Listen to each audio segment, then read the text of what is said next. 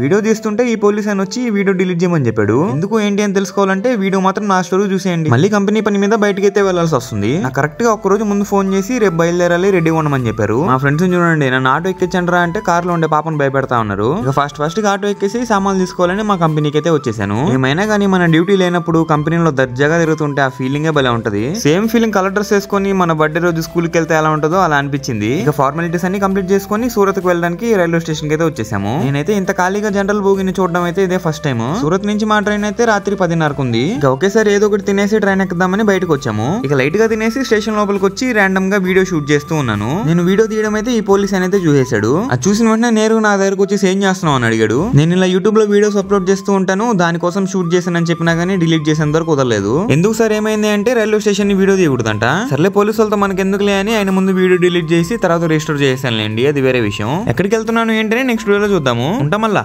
Bye.